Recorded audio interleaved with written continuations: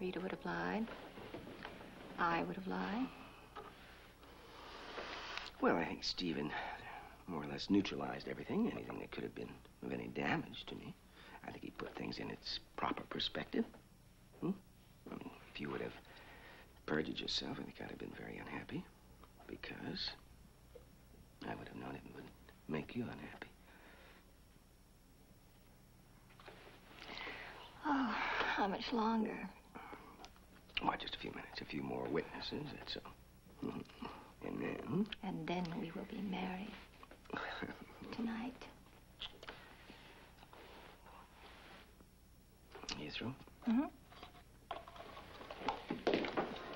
You know what I think? I think the judge is fed up with our friend, Mr. Carter. No, I really do. I've studied him, and I think he's fed up with Mr. Carter, Mr. Carter's attitude, and his case. What do you think? I think if that nurse hadn't been in Fred's room listening, I would have lied. You didn't want to do that. Now, this whole thing is going to be over in just a minute. Hey, wait a minute.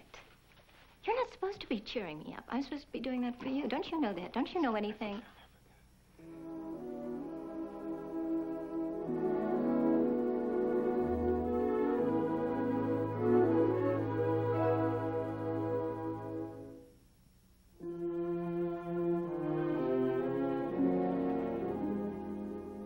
Mrs. Jacks, will you tell the court, to the best of your recollection, the full extent of Dr. Rossi's comments to you? Dr. Rossi asked me if Mr. Russell had said anything about where he was going. Where Mr. Russell was going? Yes. And? I told Dr. Rossi that Mr. Russell just took off without telling me anything about where he was going. And what was Dr. Rossi's reaction to that? Nothing. Nothing? I mean, he didn't make a big thing out of it. He just seemed a little distracted. Did he make anything of it at all? Well, sure, he said something.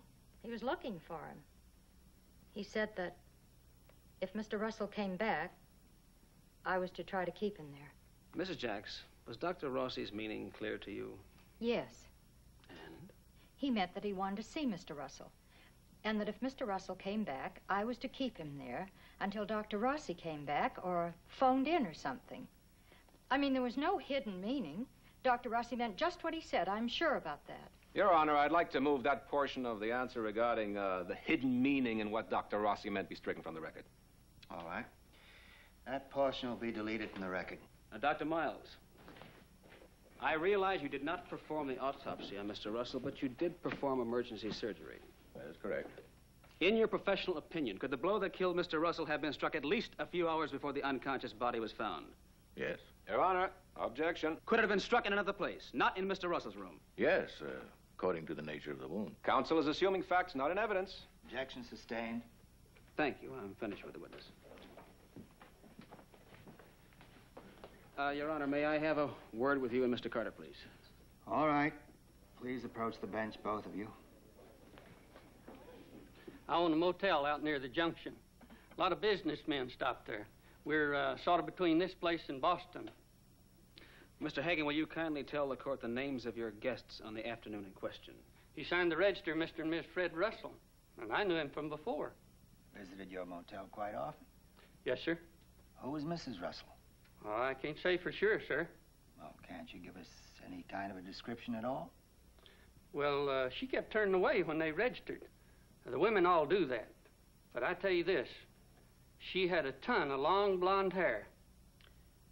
Mr. Hagen, how long did Mr. and Mrs. Russell occupy their room? Between 2 hours and 2.5 hours. That's as good as I can do. Oh, I heard the car when it started up and moved out, but I didn't check the clock. Did you see the car at all as it left? I think so. Wait, yes, I saw it. All right, Mr. Hagen. Who was driving? Mr. Russell, I guess. I mean, I didn't really concentrate. I just had the impression that Mr. Russell was driving. Did he have a passenger? Funny thing, I didn't see her. All right, you're excused.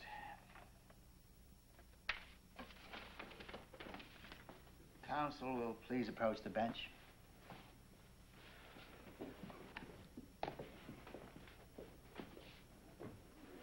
I'm not inclined to hear argument. Well, I agree, Your Honor. Without a jury, there's really no point to summarizing. Well, sir, naturally, it's not necessary to summarize for you. Still, there are some points that I would like to emphasize. Statements that were made in the midst of general testimony. Statements that you feel I missed? No, not at all, sir. Well? Well, if Your Honor feels he'd like us to waive final arguments. I do. No problem, sir. Good. All right, gentlemen.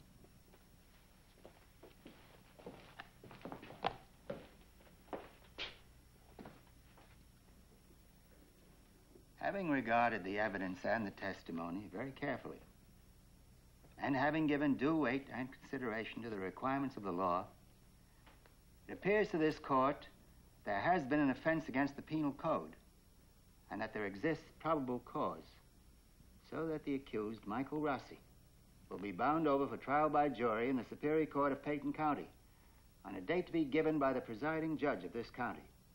These proceedings are concluded. Court's adjourned.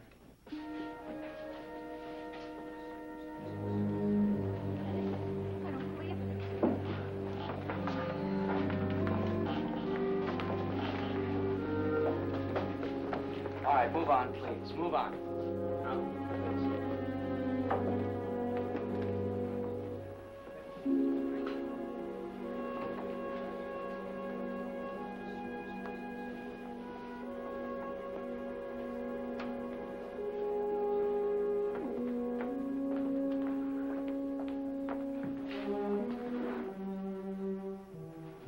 It's not fair.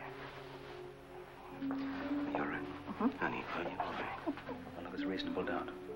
Reasonable doubt that you did it, and a darned good indication that someone else did. They're going to put you through this all over again. Yeah, reasonable doubt hangs over this thing like a blanket. How long will it be? I can only guess.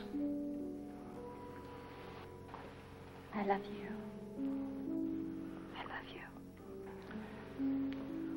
Well, it looks like this is going to last a little longer than we thought. Dr. Rossi. Oh, don't. Don't. You don't have to take. Honey, listen. Stay here for a minute. All right. Ready to come over? Huh? I'll be here. I'll be here.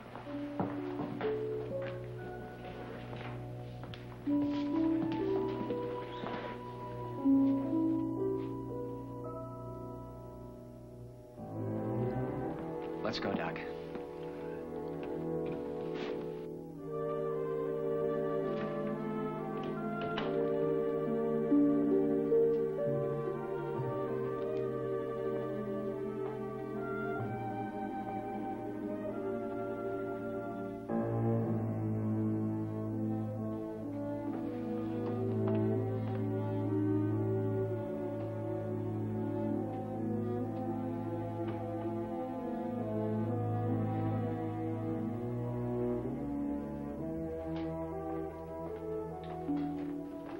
Excuse me.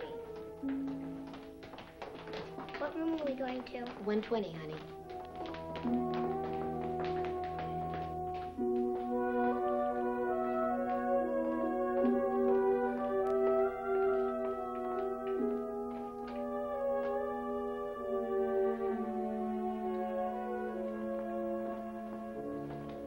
I thought it would be easier to just take off. Yeah, I know. I was watching you. You let me make my own decision. Mm-hmm. Well, I don't know where I go from here, but I'm not running anymore.